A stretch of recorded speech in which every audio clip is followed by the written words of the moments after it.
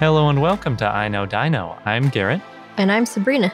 And today in our 404th episode, I feel like that should be good luck or something, 404. Maybe it's bad luck. Is 404 an error page you get? Oh yeah, it is. I guess it would be bad luck. But this week, Sabrina is going to go over some common dinosaur inaccuracies in media, because there are quite a few. Yeah, they're kind of fun to look at. And we have Dinosaur of the Day, Chirostenotes, and I've got a fun fact about just how influential Jurassic Park was. I'm guessing very? Yeah. Spoiler alert. Speaking of dinosaurs in the media. But before we get into all of that, of course, we would like to thank some of our patrons. And this week, we'd like to thank Kaylin, Sauropod Susan, Pippaceratops, Sophie, Albertosaurus, Scott, Arya and Tristanosaurus, Cezisaurus, Colton, and the Gray Allosaurus.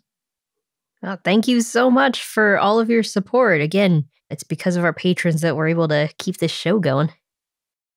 All right, so we're going to talk about common dinosaur inaccuracies in the media. I'm keeping it broad because there's a lot of movies, of course, but there's other types of media that we'll be covering.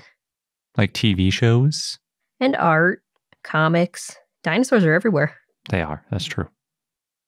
I want to start out by saying that paleo art and seeing dinosaurs in the media is important. It sparks our imagination. It gets us interested in dinosaurs and science. I know I'm preaching to the choir here. And of course, we know Jurassic Park did inspire a whole generation of paleontologists, although I guess Garrett's going to break it down even further later. So what we know about dinosaurs, we also know it's constantly changing. We don't know everything. We probably never will know everything. Things like colors and all sorts of details that don't fossilize very well. Yeah, and then you've got big debates going on now, like, did T-Rex have lips? Which dinosaurs had feathers? How feathery were they? Yeah. Just as an example of the science constantly changing and how that affects the media, you look at the game Saurian. The T-Rex for the game underwent an entire redesign in 2018 to look more scaly, and that was after an entire redesign in 2017 that made it look more feathery. Yeah. I remember talking to them and they said, well, at some point we just have to stop and say, this is going to be accurate to the science of this time and just forget about all the updates because otherwise you can never finish. Yeah, it's just too much changing, too much what we know that keeps evolving. Also, what we know about Spinosaurus has changed and is still changing. We're still waiting on some papers to come out. Oh, yeah, that'll be another decade or so before we're settled in on what Spinosaurus look like for sure. And even then, who knows? You know, we've talked about Spinosaurus in episode 300 and how we have a new neotype, and that was decades after the holotype was destroyed. And also in episode 344 in our second interview with Nizar Ibrahim, who found the neotype, and he has been hinting at all the new changes and updates. But as an example, now we know Spinosaurus had short legs and was semi-aquatic, although there's a lot of debate still over what semi-aquatic means. Just how aquatic was its semi-aquaticness? Yes. So keeping that in mind, what we know about dinosaurs is always changing. That often makes how dinosaurs are depicted in art and media look out of date, or it's just no longer accurate. But it was accurate, especially paleo art, if you think about it, is accurate to that time when it was made. Mm-hmm. That's usually the thing we complain about is when something is very outdated for the time. So, for example, something that's being depicted now, but it's using basically what we thought dinosaurs looked like in the 1950s. We're like, why? Yeah. You should know better. But when it's the 1950s and it looks like what scientists thought it looked like in the 1950s, you can't judge them. They're doing the best they can. Exactly. And just to add a couple more examples, there's the Crystal Palace dinosaurs and the work of Charles Knight. At the time, these depictions, they're accurate, but now we know more and we know that's not actually what those dinosaurs looked like. But it's still really important that they were created and that people can still look at these works of art. Yeah. And just as an example, if you've been to the Crystal Palace, we now know Iguanodon doesn't look exactly like a giant iguana. I feel like the iguana or iguanodon at the Crystal Palace looks sort of like the cross between a giant like proboscidean or, like a giant, I don't know, elephant type thing mixed with an iguana because it's got such like bulky legs and its body, is sort of a level back and its legs are underneath it. Mm-hmm. But then, yeah, it is pretty iguana-like. Yeah, but was still really important because it got people interested in dinosaurs and they got an idea at least that these giant animals existed before we did. Yeah. By some accounts, it was like the first ever public display of paleo art, period, or even just a depiction of a dinosaur where someone could go out there and say like, oh, that's what they looked like. Yeah. Even if it's not the most accurate, it still lets you know that before humans were around, there were these other creatures and they were big and they were interesting. I love those. And I love that they're still around for people to enjoy. And same with Charles Knight's paintings. I think we've seen more of his artwork online than we have in real life, but it's awesome that we're able to access that. He's got this famous painting of sauropods in the water because at the time he made it, people thought that sauropods were too heavy to live on land. And, not everything that he even painted is completely wrong. For example, his painting of Laelaps pouncing on another Laelaps, that shows that dinosaurs were active, which was something that had been debated for a long time. Yep. Yeah, that's the funny thing, too, when depictions of it are considered contemporary at the time, then later they're considered inaccurate, and then it comes full circle and they're considered accurate again later. Yeah, or at least aspects of it. Yeah. So yeah, just some examples of how this kind of art and media can be popular and influential and help expose dinosaurs to a wider variety of people. Now, with that all said, we'll get into some common inaccuracies that you tend to see in the media when it comes to dinosaurs. One of the biggest things, and a lot of people talk about this, is the pronated hands, where the dinosaur's palms are facing downward. So in other words, they're facing like they're going to do a push-up, not like they're going to clap. Exactly. Sometimes it's known as bunny hands or zombie hands. Those were a couple new terms I found. It's not always inaccurate. There are quite a few dinosaurs that could pronate their hands, but for the most part, your Cretaceous theropods couldn't because they were more like wings, or at least in the orientation like a wing. So they were going to be more like clappers. So their hands are facing each other, not facing the ground. Yes. So usually when people are saying, oh, these dinosaurs didn't have pronated hands, they're often referring to the carnivorous ones, or theropods. Especially T-Rex and Velociraptor. Those often get depicted with T-Rex maybe more than everything, with the two fingers sort of parallel to the ground. That's not how it was, probably. Sometimes you see this too if people are doing some dinosaur impressions. Like I've seen this a lot on TikTok videos, which are still really entertaining videos, but you've got the people that kind of put their hands up by their shoulders and the hands are facing downward and acting like a T-Rex. That's not quite how it would go. Still fun to watch. Any depiction of a human imitating a T-Rex is going to be pretty wrong, but that's true. I guess we're capable of pronating our hands and keeping them where dinosaurs would, so we might as well do it accurately. Not to say we've done our fair share of inaccurate dinosaur TikTok videos too, so. Like our dancing dinosaurs. That's just you dancing in a dinosaur costume. Not at all accurate. All right, so moving on. Next, there's the feet. Herbivorous dinosaurs, such as sauropods, did not have elephant feet. Their feet did have padding, but sauropod feet also had claws. Also, dinosaurs mostly walked on their toes. It's known as digitigrade. They didn't place their full foot on the ground like us humans. We're plantigrade. And part of the confusion here could be because dinosaur ankles are mistaken for knees, especially in those bipedal dinosaurs, because their ankles are so much higher up than a human's ankles. Yeah, so it looks like a knee that's bending backwards, but really it's their ankle, and their knee is much higher. So they have both the knee and the ankle sort of at third segments of the leg. Then there's the feathers and skin.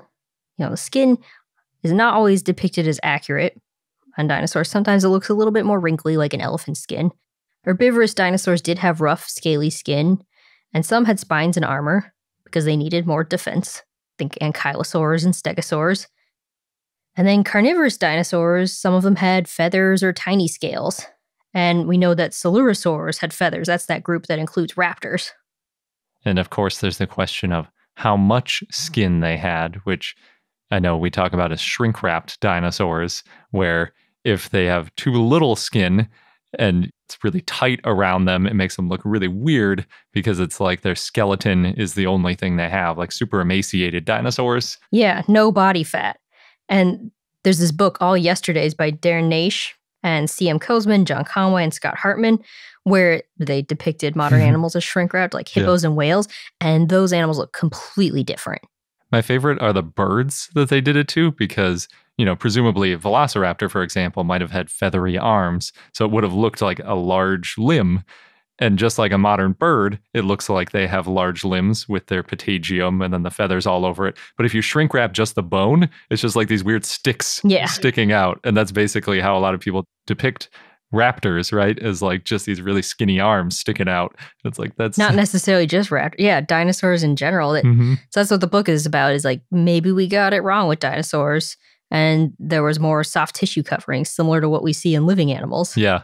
Although I have seen some paleo art now that's gone too far the other way, where they add like a ton of mass. For example, sauropods with really thick necks. It's like, okay, that might be a little bit extreme with that huge neck on a sauropod. That's a lot of weight to hold up.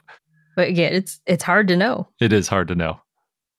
Then there's the posture. Sometimes dinosaurs are depicted as dragging their tails and being slow and sluggish. We see this in earlier depictions of T-Rex. Again, at the time, it was accurate for the time, but that kangaroo pose, where the tail is like a third leg, also known as a tripod posture, that would probably have dislocated its joints. Yes. I mean, kangaroo are weird, and they're pretty much the only things that do that. Other animals do not use their tail as a leg. We tend to stand on our feet, maybe use our forelimbs, but not so much the tail. Yeah. Sometimes we also see dinosaurs like Triceratops with the sprawled limbs, but Triceratops would have needed to walk with its legs underneath it for support. That's another one that's changed a little bit over time, sort of gone back and forth, because now they think Triceratops' forelimbs would have been a little bit sprawled, more so than other dinosaurs at least, not fully out like a lizard, but a little bit out just based on the way we look at the bones. Yeah, and you do see that change in paleo art over time. Sauropods are sometimes shown as having more bendy tails and necks, where the neck and tail could wrap around the body. And I get it. We see a lot of like in logos and modern stuff, and it's because it looks cuter. It's also from somebody who's tried to design some dinosaur emoji for our Discord server. It is hard to do a sauropod one because they're so long that if you can curl the head and the tail around, you can make a nice little circular type emoji. It doesn't have to be 10 times as long as it is tall. Yes. But, well, no, in real life, the necks and tails were stiff. So if the sauropod was bending its neck and tail that way, it would have broken.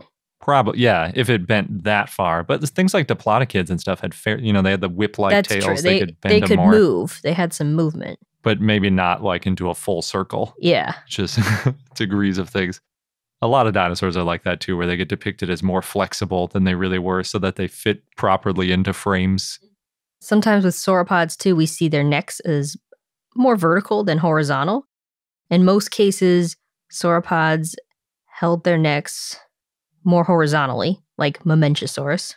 It's so long. How could it possibly lift its neck that high? But there are some exceptions, like Giraffatitan. Yeah, with that one, the big clue is the angle of the back, because Giraffatitan's got the really long front arms, or front limbs, front legs, and much shorter actual legs in the back. So you can see, and the pelvis too has got the inclined sacrum. So you can see that steep incline along the back, leading up to the shoulders, and then presumably that continued into a more upright posture, just like Brachiosaurus in Jurassic Park. But most dinosaurs, like Brontosaurus, your favorite, and Apatosaurus and Mamenchisaurus, and a lot of those were more just sticking straight out. And then there are some that were way down at the ground, like Nigersaurus, where it looks like they were just a lawnmower, basically, eating at ground level all the time. Sarmientosaurus, too. Yes. So you can see some of these types of depictions in like Rudolf Zallinger's The Age of Reptiles mural, which is a very impressive mural. And again, at the time, it was accurate based on what we knew. And it's still a very important mural. But these sorts of depictions of dinosaurs as slow and sluggish may have led to the term dinosaur meaning something that's old-fashioned or out of date. And that's a term that we hear all the time.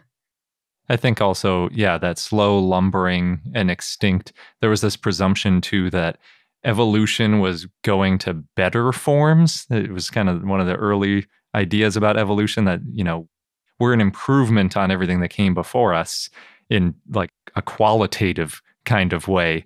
And therefore, dinosaurs were bad and inferior, and that's why they went extinct and were replaced by mammals and eventually people. That's not what we think anymore. We know it's a lot more random and there's all sorts of other stuff going on. Before we knew how they went extinct. Yes, and before we knew that they were basically giant birds and probably warm-blooded and quick-moving and all that kind of stuff. Speaking of giant birds, the size. Sometimes dinosaurs are depicted as bigger than they actually were. So, for example, you've got the Velociraptor in Jurassic Park, which was based on Deinonychus, which Gregory Paul had synonymized Deinonychus and Velociraptor in his 1988 book, Predatory Dinosaurs of the World, and Michael Crichton included in his acknowledgments Predatory Dinosaurs of the World for Jurassic Park, so he was influenced. That's how that came about. Mm-hmm. Apparently, Crichton eventually apologized to John Ostrom, who was the one who named Deinonychus. Oh, really? I didn't know that. That's a really good piece of trivia. Yeah. And Deinonychus helped change what we thought about dinosaurs. It helped us see them as more active and dynamic. Mm-hmm. So back to Velociraptor. Velociraptor was more turkey-sized, and it had feathers, possibly for thermoregulation or display. But Deinonychus was quite a bit bigger. Mm-hmm. It wasn't as big as the Deinonychus, or I should say the Velociraptor, maybe, in Jurassic Park. It's sort of like everything in Jurassic Park seems to be scaled up by 50 to 100% its size, with the exception of Dilophosaurus, which is weirdly much smaller, although it could be a juvenile, I suppose. That was going to be my next point, yeah. I will say Utahraptor. Turns out Utahraptor was about the size of the Velociraptor in Jurassic Park. Yes, but that was discovered after or they right made the around movie. the time. Yeah. There are some clever quotes from, I think, Steven Spielberg saying something like, we created the dinosaur and then they found it. Yes, and we have an interview with Jim Kirkland, who I don't think appreciated that quote. It might have been Phil Tippett who made that expression when we interviewed him a while back. Seems like something he might say. But yeah, so sometimes dinosaurs are depicted as bigger than they were, and then sometimes smaller. Like you said, Dilophosaurus in Jurassic Park. Dilophosaurus also didn't have a frill, nor was it venomous. The way that it was depicted in the movie was to show speculative behavior and kind of to show us that we can't know everything from fossils. Garrett, actually, we went into more about dinosaur venom in our fun fact in episode 371. Just basically, it's unlikely that dinosaurs had venom, but some of them may have been toxic. Yeah, sort of like self-defense toxins are more likely than injecting venom through the teeth or spitting venom like Dilophosaurus, because there are some fossil indicators for that, and we don't see it with Dilophosaurus. So the simple answer is it probably didn't do that. Yeah. But it's hard to prove it didn't. As a side note, Jurassic Park did get the Dilophosaurus head crest right, and that crest was possibly for attracting mates. Another inaccuracy type thing that we see is like dinosaurs as these reptilian monsters, and they're fighting. Sometimes they're depicted as monsters, more reptilian, and a lot of times we just see dinosaurs fighting each other and not really see much of their other behaviors. Oh, I see. You're talking like Godzilla style, just like a rage monster. Yeah. And sometimes they're shown as fighting each other, but they didn't exist at the same time. Oh, yeah. That's a very common thing. Like everything that was extinct was around at the same time. Yeah. That comes up a lot. I mean, you see that in Fantasia. There's a Stegosaurus and a T-Rex fight, but they lived further apart in time from each other than T-Rex and us. Yeah, all of the Stegosaurus fossils were already fossils by the time T-Rex was around. There's nothing left to fight. At Jurassic Park 3, there's the Spinosaurus and T-Rex fight. They lived a few million years apart, though we'll say that's a little bit different because the Spinosaurus and T-Rex in the movie were engineered. Yes. So they were meant to be living together. They lived a lot of millions of years apart, tens of millions of years, and continents apart. Yes. But as a side note for that fight, big carnivores, they may have fought each other, but it probably wouldn't have been the best thing for them because both of them could have gotten seriously hurt. Yeah, it doesn't happen much. You don't see a polar bear fighting a grizzly bear or a lion fighting a hyena or something very often. Usually the bigger one comes up and the other one leaves and there's more of a standoff, and then one backs down because what's the point Yeah. in getting injured over nothing? Most carnivores don't feed on other carnivores. Yeah, they're more At least on land. opportunistic. Yeah. You go for the easy meals. And then the last kind of common inaccuracy that we see, or rather hear, is dinosaur sounds. They're not always very accurate, and that's because we don't really know how they sounded.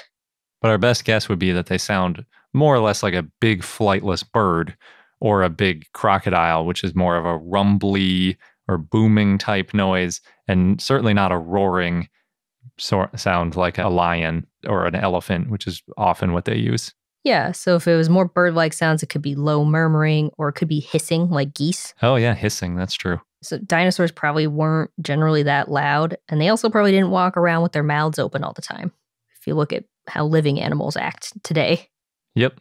And just in general, sort of combining those two, the sounds and the fighting all the time, animals in all movies seem to roar right as they're about to attack something. Mm-hmm. Nothing ever does that. Right, because you want to sneak up on your prey. You don't sneak up and then finally, right when you're about to attack, scream at the thing. You stay silent the whole time. The roaring is for competition between other species, or scaring something off, something that's already dead, or trying to find a mate, things like that. That's when you make noise. You don't make noise when you're hunting. Everyone who's hunted probably knows that. You try to stay as quiet as possible. Yeah, but it is more fun to see them attack, I guess. Yeah. In the movie. Yeah. You know they're coming. You want to warn those other characters. That silence of horror movies, though, is pretty great. Something creeping up and you can see it and you can't hear it, though, and you know they can't hear it. Mm-hmm. They did a little bit of that in the second Jurassic World movie, Jurassic World Fallen Kingdom, with the Indoraptor. It did some sneaking around without roaring. Yeah. It was pretty effective. In the first Jurassic Park, too, I think, with the raptors. Oh, for sure, yeah. So obviously, when you talk about dinosaurs in the media, Jurassic Park and Jurassic World come up a lot. We've got some examples of dinosaurs in movies and TV shows. This is not an exhaustive list, but we have seen most of these shows and we do recommend most of them. And it's really cool to see how the dinosaurs in these shows have evolved over time. Just like with paleo art, you see it in other forms too. Mm-hmm. As a quick side note, if you are looking for something to watch, we do have a list of 32 movies, documentaries, and TV shows that is posted on our website, and we'll have a link to that in the show notes. And we'll get into all those movies in just a moment, but first, we're going to pause for a quick sponsor break. Now, in these movies that we're about to list, the dinosaurs are often based on what we knew from fossils, and then there's some speculation or artistic licensing, which is to be expected. So I'm going in chronological order here. We're starting with Gertie the Dinosaur, which came out in 1914. That's an animated short film. It's the first animated film to feature a dinosaur, and Gertie is the sauropod who performs tricks. She's part of a vaudeville act. Yeah. And she also eats tree trunks whole, which we know wouldn't have happened. I think is that the one that eats some roots first? I can't remember. I think we watched it recently and the roots were last. Oh, okay. I love Gertie. Yeah. Gertie is one of my all-time favorite animations, period, let alone dinosaur films or whatever. So great. It's just a adorable sauropod, and it's like all mischievous, and there's a character telling Gertie what to do, and Gertie's like, no, and it's just like throwing things and eating trees. And it's great. Yeah, why would a sauropod listen to a human? Mm-hmm. Then there's Brute Force, which also came out in 1914. It's a short, silent drama film. It's a story about cavemen and dinosaurs. It's done in a dream sequence. So that makes it a little more realistic, I think. Yeah, it's one of those typical cavemen dinosaur. Like we were talking about, everything that's extinct was around at the same time. Yeah. Even applies to early humans, apparently, But in most of these. if it's in a dream sequence. Yes, that's true. And it may be the first live-action dinosaur film. Yeah, I think the best way to describe it is a slurposaur. I've heard the term, which is basically you take a living lizard or reptile, you stick some stuff on it, and then you shoot it, you record it, and then reproduce it as much larger than it actually was. That's the way they did it. At least they did some of the animals. I'm not sure if they did the dinosaur as a slurposaur. I think the dinosaur itself may have been a puppet. It's also got the first example of a threatening dinosaur in a film, Ceratosaurus, who scares the caveman. Then there's The Lost World from 1925. That's a silent film about explorers that are exploring a lost world. And it features stop motion by Willis O'Brien. You can see Allosaurus, Trachodon, Triceratops, Agathaumas, Brachiosaurus, Brontosaurus, Edmontosaurus, Stegosaurus, Tyrannosaurus. I do think that the Allosaurus has 5 fingers in that movie. Yeah, there were definitely some updates to be done afterwards, but Willis O'Brien is amazing. Mm-hmm. And that was sort of the prelude to King Kong. And there was going to be, after The Lost World, another dinosaur movie because people liked the animation in it so much and it's so realistic. It's great. People want to see dinosaurs in movies. Yeah. Still do. I love Willis O'Brien and all of his work. Yeah. And that's such a long list of dinosaurs. What did you name? Like 7 or 8 dinosaurs in that movie? 9, yeah. The previous 2 things before that, there were just 1 each. The Lost World really leaned into the dinosaurs and just really expanded on their interactions. You've got predators fighting with herbivores and predators fighting with predators and all sorts of really cool interactions. Love that one. One other inaccuracy in The Lost World is Willis O'Brien in general. The difference between Tyrannosaurus and Allosaurus also got sort of blurred from time to time. So I think Tyrannosaurus usually had 3 fingers in their depictions of them. We hadn't found a complete arm, I don't think, by that point. So I don't think we knew, but you'll see 3-fingered Tyrannosaurus and a lot of that stuff. Yes, and you see that again in King Kong in 1933. So you got more stop motion by Willis O'Brien, Stegosaurus, Brontosaurus, Tyrannosaurus. The Tyrannosaurus there had 3 fingers. It was modeled after an outdated 1906 painting, and some filmmakers thought that the 3 fingers looked better. But the T-Rex having 2 fingers was an educated guess that's based on its relative Gorgosaurus. But it wasn't until 1988 it was confirmed that T-Rex had 2 fingers when an intact hand was discovered. Yeah, that was a lot longer. Yes. Oh, Pex Rex in 1997. That's where they found a 3rd metacarpal ham bone, but it wouldn't have had a visible 3rd finger. So we don't know why it had that 3rd metacarpal. Yeah, probably like vestigial. Yeah. Also in King Kong, the Brontosaurus is carnivorous in the movie. It attacks some of the men and bites one to death. So that is not accurate. Or maybe... No. They're recognizing the ruthlessness that is the sauropods. I don't think so. It wouldn't bite a person to death. You're right. It would step on him or hit him with its tail. On probably. Accident, I'm sure. I don't know. If you're threatening it, it might attack you. Maybe. Moving on. There's Godzilla, 1954, where sudden giant dinosaur-like monster appears and wreaks havoc on Japan. Yeah, that one always comes up when I'm looking at lists of dinosaur movies too. And I never really think of Godzilla as a dinosaur movie. It looks kind of like a Stegosaurus to me, an upright one.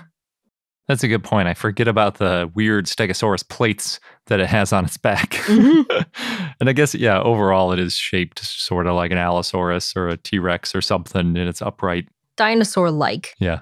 Kangaroo dinosaur with Stegosaurus plates. There's 1 million years BC from 1966. That's an adventure fantasy film. It's about cave people and dinosaurs. So there we go again. People and dinosaurs. I mean, it's 1 million years ago. So obviously you've got cave people and you've got dinosaurs. Neither of those were around 1 million years ago. I mean, there were hominids 1 million years ago. Yes. But the ones in the movie are just like clearly Homo sapiens. Right. So, obviously non-avian dinosaurs and modern people never coexisted. Neither of them were around 1 million years ago either. Yes. But you could say dinosaurs and people coexist if you count birds. Touche. Non-avian dinosaurs and people did not. And in that movie you can see Allosaurus, Ceratosaurus, and Triceratops. I think those are mostly actual puppets, but they might have thrown in a Slurposaur or 2 in there as well. Those were pretty popular in the 50s and 60s. Then we've got the TV show The Flintstones from 1960 to 1966. It's an animated sitcom where dinosaurs live among humans and with humans.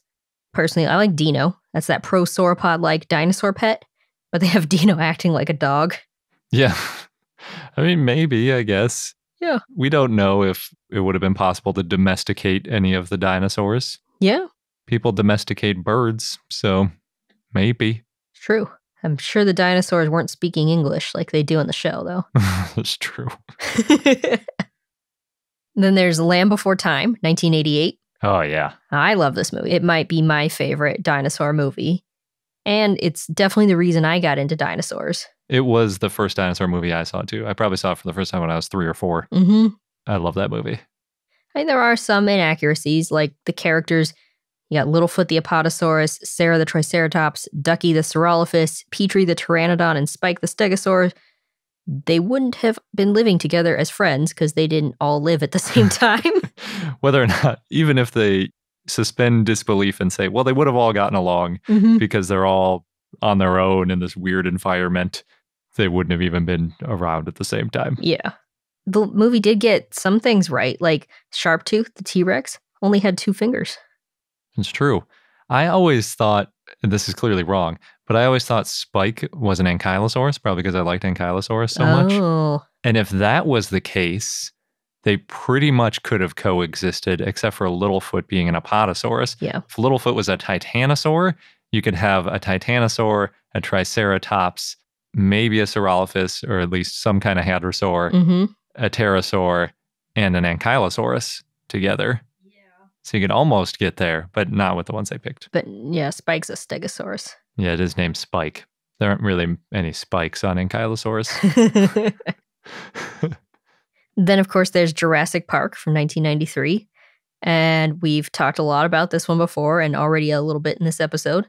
But a few other things to point out. T-Rex, it would have seen you even if you stood still because it had large eyes and better eyesight than a hawk. Also, when walking, T-Rex probably didn't shake the earth. Maybe it did when it was running. Yeah, maybe. But they had, like what you were saying before, they walked on their tiptoes. And that literally does mean that just like when we walk on our tiptoes, that's more energy gets absorbed in the steps. And their feet actually sort of flatten out. There's been lots of cool studies on how birds walk and how T-Rex probably walked and how the very tips of its tiptoes would touch the ground first and then slowly roll onto the rest of its feet. A lot more bending and dynamic than our feet are when they touch the ground. So pound for pound, they would have walked a lot softer than we did. And on top of that, they just would have been trying to hunt. So you can't be stomping around, they want to be everything. Stealthy. Yeah. Also, the noises that it made when it was roaring probably wasn't accurate. In the movie, it was a mix of something like elephant, tiger, and alligator sounds. I always hear the elephant and, I thought it was a lion, a tiger. Yeah, they roar kind of the same, I guess. I've heard different things. But again, Jurassic Park, it was a very important, influential movie. They got a lot of things right, like dinosaurs being smart and active. Yep. And making that mainstream idea. And their posture, I think, was a huge improvement. Most of the other stuff before and after Jurassic Park has T-Rex and kangaroo pose. That was the first one where you really saw its spine parallel to the ground. It's not perfect, and a lot of people who study T-Rex have qualms with the depiction of T-Rex, but it looks pretty close. It's a really good depiction, I think, of T-Rex. And the fact that they made a life-size puppet of it is like the coolest thing ever. Speaking of the kangaroo pose, next up I've got Barney and Friends, which ran from 1992 to 2010.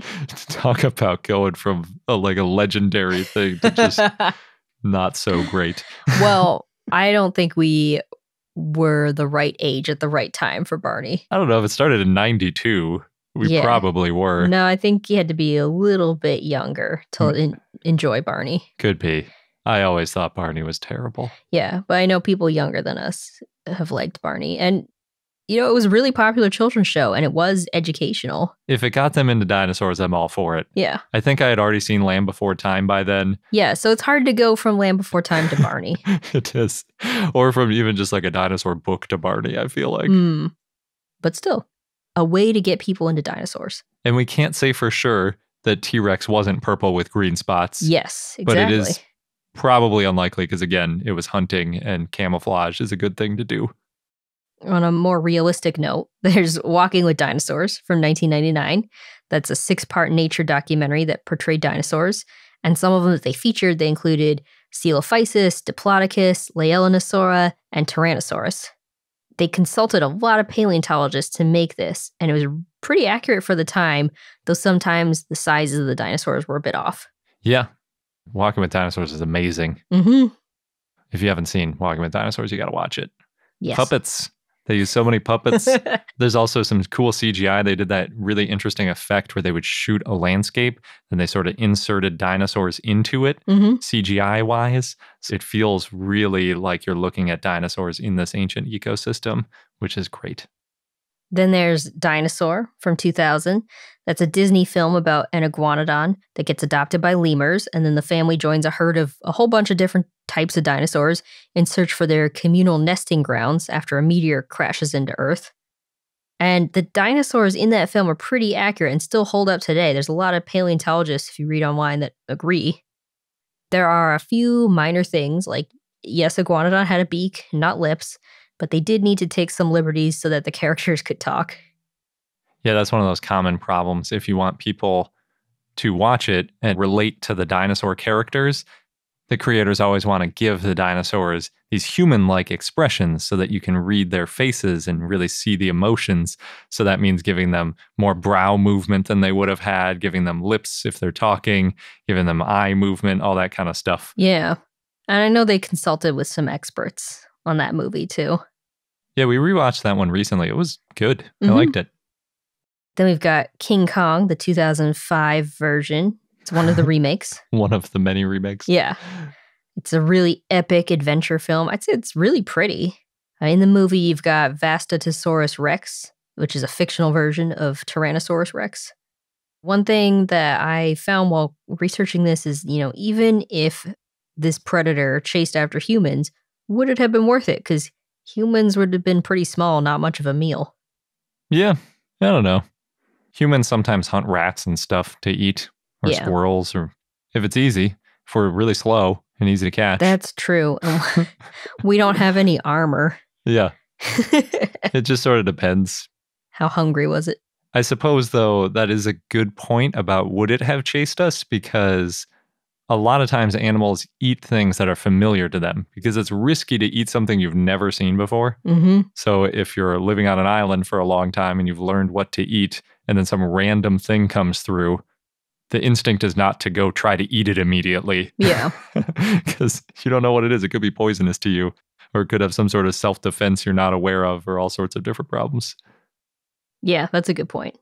Unless it's driven to this new thing by hunger. Of all the King Kong movies, the original is definitely my favorite, with the Willis O'Brien animations and the big Stegosaurus and all that cool stuff. Whereas the new ones, they're not even really dinosaurs. They somehow got less realistic. The 1933 version going on the science of the day is better than the modern one, where I guess they're trying to make it like more extreme. I think their movements got more accurate. That's true, because it's like better CGI and stuff. Yeah, and it's still a very pretty movie. Yeah. Then we got Ice Age 3, Dawn of the Dinosaurs from 2009. And I just wanted to mention that one and call out the parental care of the T-Rex and her 3 babies, because Tyrannosaurus probably did care for its young. So it's nice that they included that. That was a nice touch. There's Terra Nova, a show that ran from 2011 to 2012. A sci-fi drama show. It's about people establishing a colony 85 million years in Earth's past because in the mid-22nd century where they live, it's too populated and polluted. So the ultimate off-grid, you go 85 million years back in time. Yeah, we watched it when it was out. I mean, I'll watch almost anything with dinosaurs, and that one I really enjoyed. Yeah. I like the survival in the wild sort of format for a show, especially if you throw dinosaurs in the mix. Yeah, some of the dinosaurs included Brachiosaurus, Carnotaurus, and Ankylosaurus, and then Oviraptor, I think might be how it's pronounced. I can't remember anymore. It's a fictional species, also known as Slasher, because it had this whip-like tail and colorful feathers. Yeah, that was fun. I liked seeing how the dinosaurs and the people interacted, and it was mostly about the people trying to keep the dinosaurs out of their camp. But then, of course, you've got like the people who are trying to do insidious stuff with the dinosaurs and different plot lines like that. But the dinosaurs in general were really well designed, I think. They looked really nice. Yeah. Slasher was a little different because it was fictitious, but that's true. The rest of them. Then you got The Good Dinosaur from 2015. That's a Pixar movie about Arlo the Apatosaurus who befriends a human. And you're in this alternate history where the asteroid doesn't hit Earth and Arlo's family are corn farmers. Now, the Doodling Dino has a really great video on YouTube that reimagines Arlo to look more scientifically accurate because Arlo looks a little bit too cuddly. I might be thinking cuddly because I've got an Arlo stuffed animal. Yeah. It does look cuddly. It's very smooth and soft looking. Yeah. All rounded. Doesn't have any sharp edges on it. Yes. So in this reimagining of Arlo, Arlo gets some scutes, more details in the skin, just a little rougher.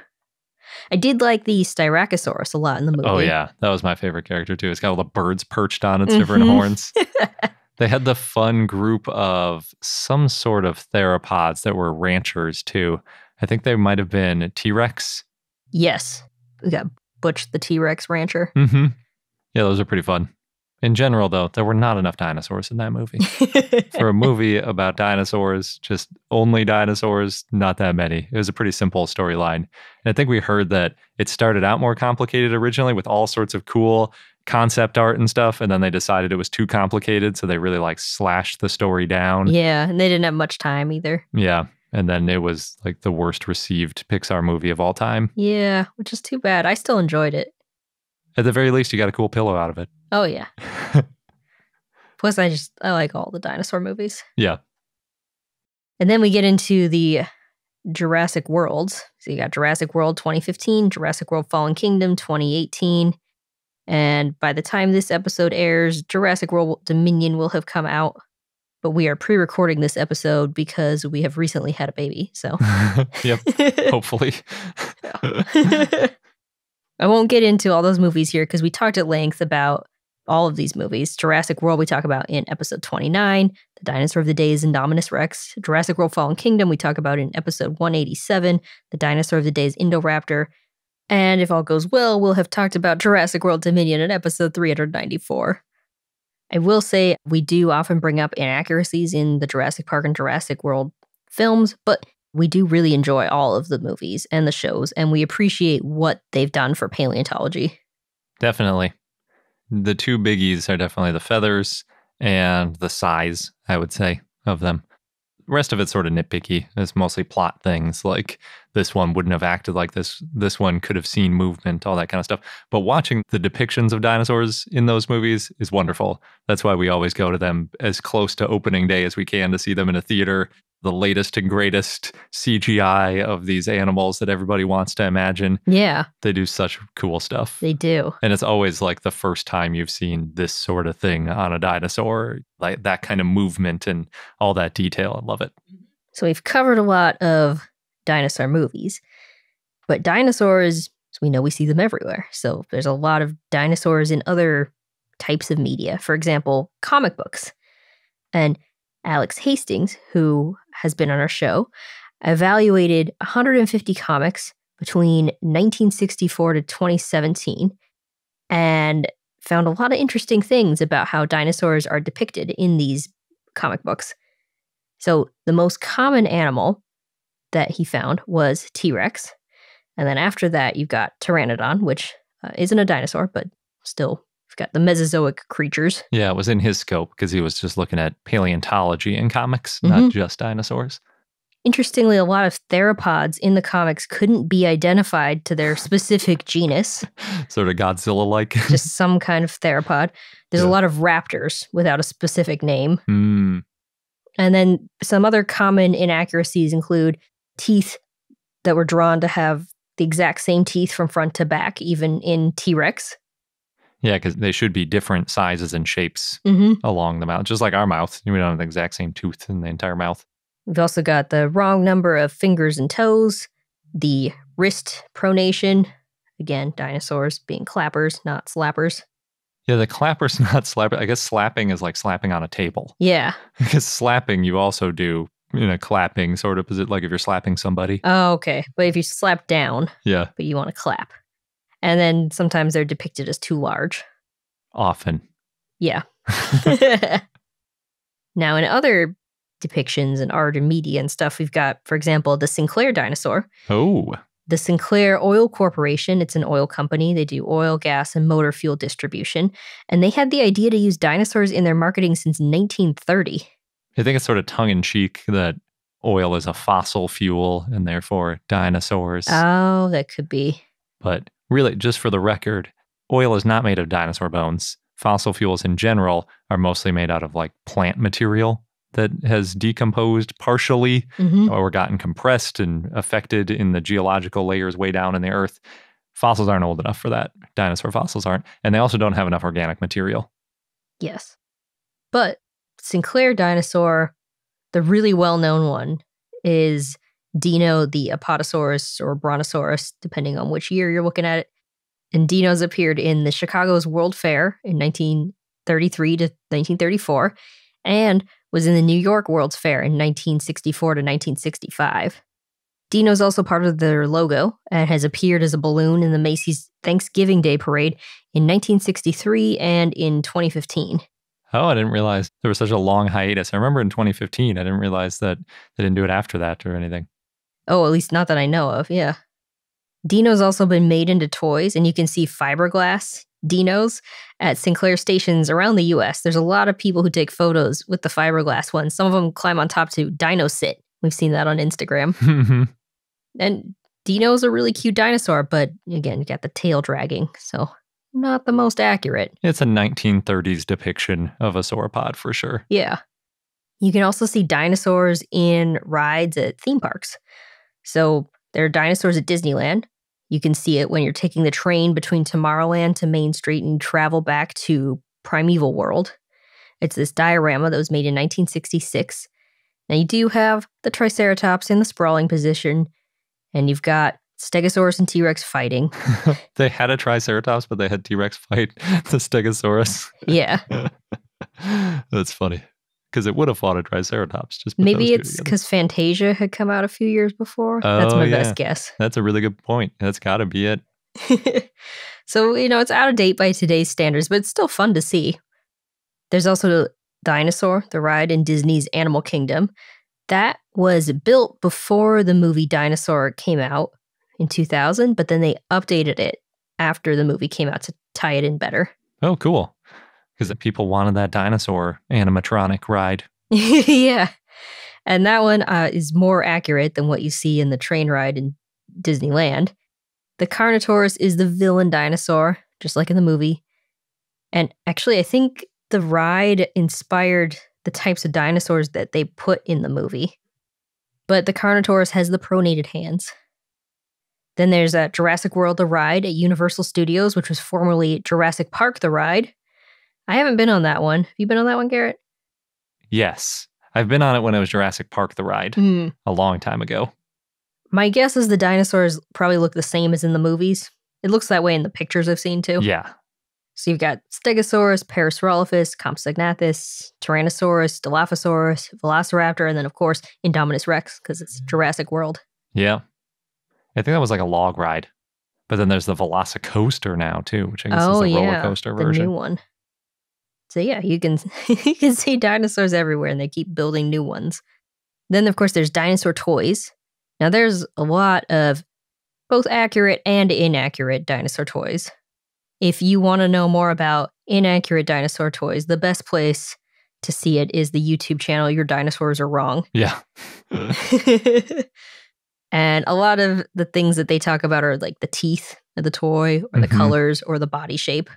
Yeah, it's just like the drawings. Most of the dinosaur toys have the same, like consummate V teeth. Remember that from Strong Bad? The consummate V's. I think it was Trogdor the Birdinator had consummate V's.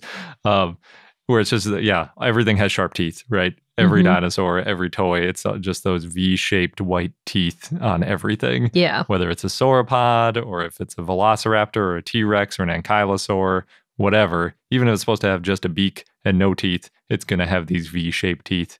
Or a dental battery. No dental batteries in toys. It's going to be the V-shaped teeth. I mean, oftentimes these toys are still well-loved. Yes. A lot of them, too, are the same molds they've been using for 50 plus years. So you can find them and really recognize, oh yeah, I remember that toy. Still making that, huh? So that kind of covers a lot of different places and ways you might see dinosaurs in different media. And then we've mentioned paleo art, which is a little bit different. And paleo art is important. Paleo artists They reference papers and they consult with paleontologists to produce scientifically accurate art. Yeah, a lot of times they're actually paid specifically for journal articles to make like the recreation, essentially, of the dinosaur based on the fossils that they found. The first image you see of a new dinosaur is often because of a paleo artist. And I think 90% of whether or not a paper gets covered widely in the press is if they hire a paleo artist to make a good drawing of it and distribute it with the press release. If you do that, you'll probably get your paper picked up by all sorts of media. If you don't, unless it's about T-Rex or maybe a Velociraptor or something, a lot of times it gets ignored. No matter how important the paper is, it needs that paleo art to really express, especially to people that don't understand all the jargon. Nothing communicates what a dinosaur looked like a piece of paleo art. So just a few paleo artists, if you're looking for some good paleo art. This is not an exhaustive list, but Beth Seiken, Brian Eng, Jen Cotton, Mark Hallett, Mark Witten, Matthew Martiniuk, and Scott Hartman are some good ones to wet your beak. There's also artists who make the games Path of Titans and Saurian that also pay a lot of attention to papers and talk to paleontologists. Oh yeah, definitely. And for even more paleo artists, Love in the Time of Chasmosaurs has a list of all the artists that have been featured on their blog. So we'll have a link to that if you want to dive even deeper. Plus the art channel on our Discord has a ton of great paleo art. Yeah, a lot of people on our Discord are sharing some great paleo art that they've either found or created themselves. Especially created themselves. There are a lot of talented paleo artists that listen and contribute to our show. Yes. So now we're going to pause for a quick sponsor break, and when we come back, Sabrina's going to talk about our dinosaur of the day, Chirostenotes. And now onto our dinosaur of the day, Chirostenotes, which was a request from Crow via our Patreon and Discord, so thanks. Chirostenotes was an Oviraptorosaur that lived in the Late Cretaceous in what is now Alberta, Canada. It looked similar to Oviraptor, walked on two legs, it had a long neck and tail, and a crest on the head. It's estimated to be around 8.2 to 8.5 feet, or 2.5 to 2.6 meters long. Wow, that's specific. Yeah. But Gregory Paul estimated it to weigh 220 pounds, or 100 kilograms. And Molina-Pérez and Larramendi estimated later that it weighed 88 pounds, or 40 kilograms. That's a bit of a difference. Yeah. Chirostenotes had a beak. It was probably an omnivore or herbivore. It had long, powerful legs and slender toes. And it had long arms and slender, relatively straight claws. It may have gone for soft-bodied prey and then would impale him and hook him with the second claw, which was unusually straight. And the prey could have been like grub or amphibians, reptiles, or mammals. Oh, so it's got like a fork built into its hand? Kind of, yeah. Maybe more like a spear than a fork. Yeah.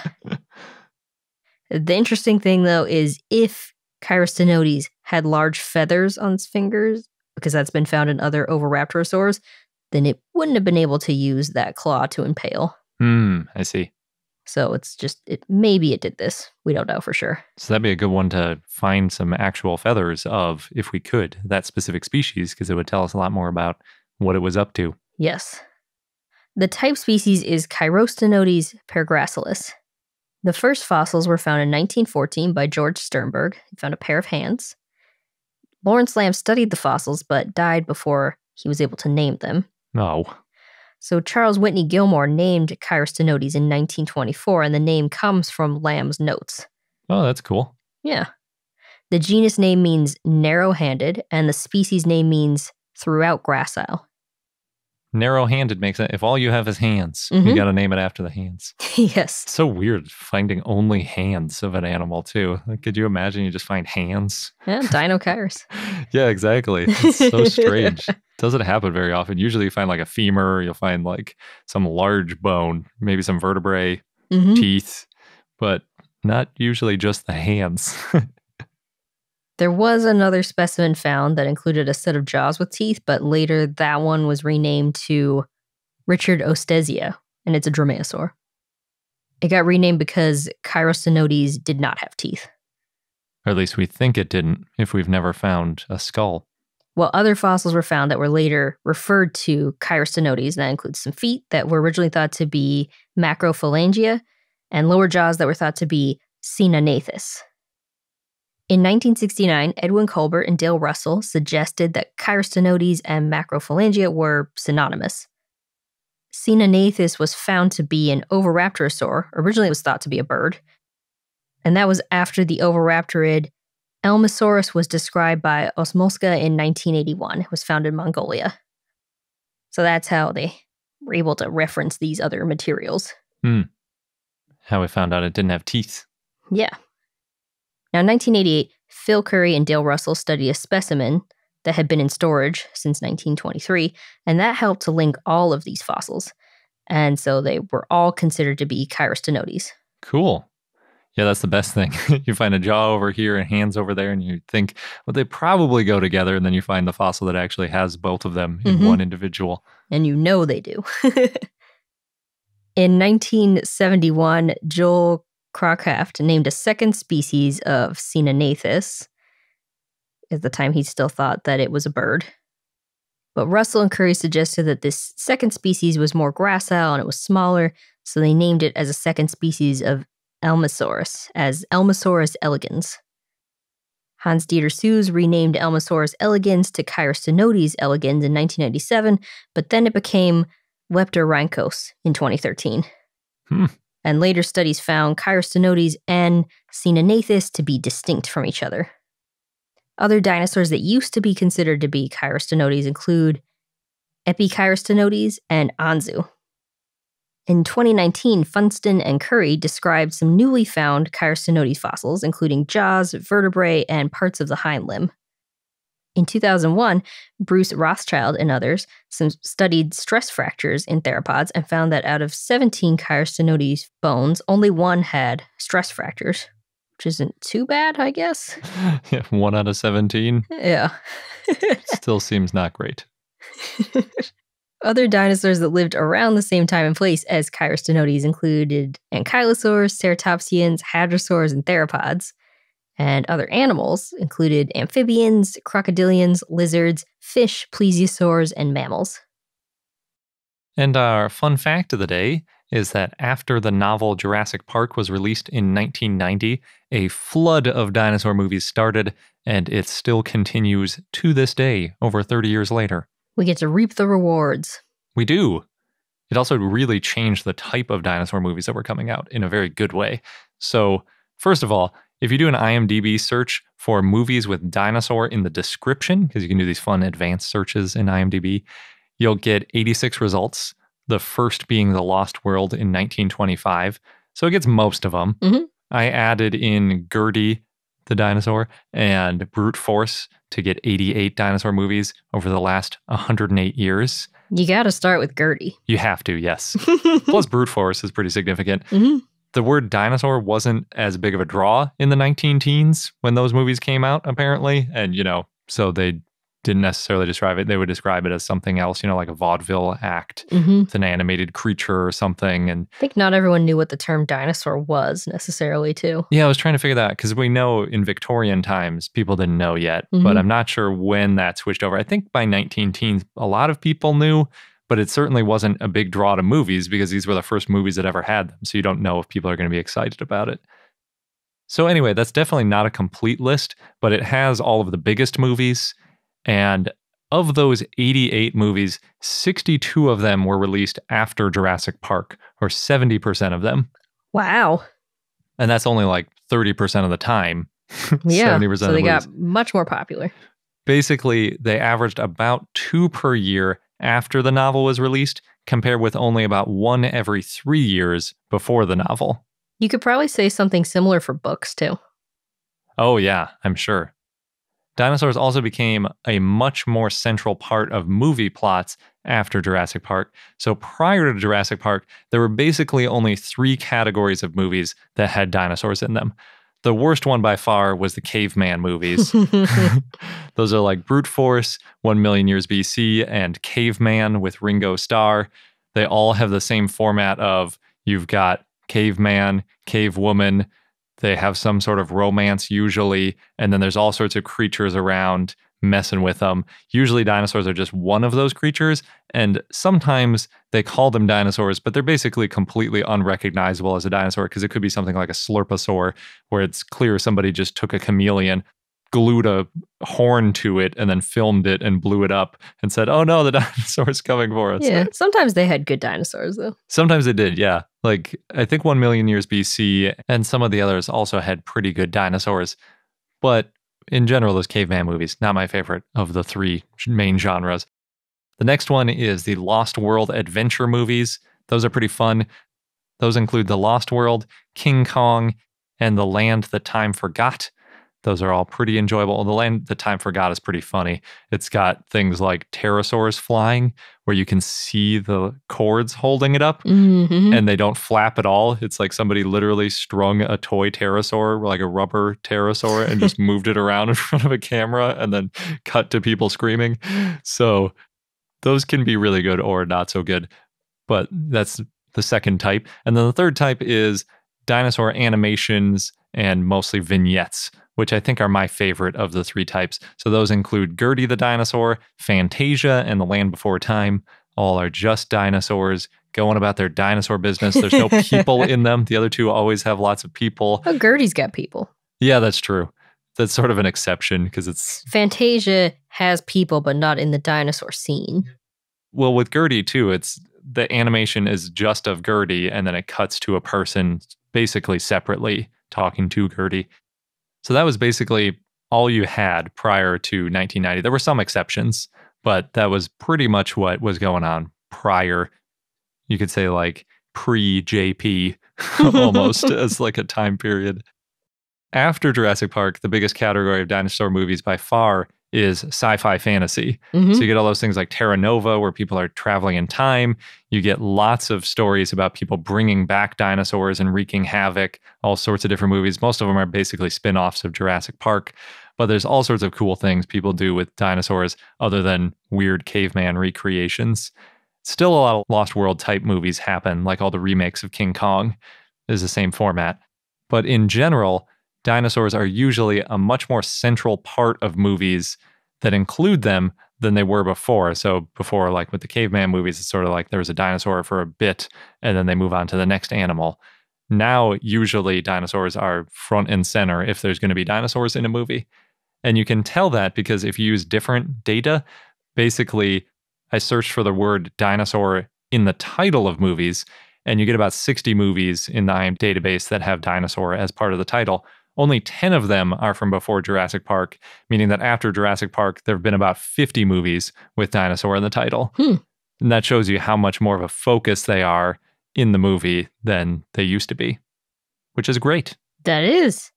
There are also things like, I didn't include all the documentaries too. Oh, yeah. So many documentaries. Whole other category there. Yeah. And just the number of documentaries that have come out since Jurassic Park are through the roof as well. Well, we do live in the golden age of dinosaur discovery. Oh, absolutely. So I guess that spills over to golden age of dinosaur media. And also we're in a really good time for CGI, which helps. Although Gertie and some of the other early animation was still wonderful. Yes. We didn't need really high-tech computers in order to make cool dinosaur animations. There's plenty of stuff going back over 100 years ago. Although some of the stuff we see today is really cool. Yeah. And the details that you can have with CGI. It is great. And that wraps up this episode of I Know Dino. Thanks for listening. And if you want to learn more about the topics that we discussed, head over to our website in the show notes for links. That's at iknowdino.com. Thanks again, and until next time.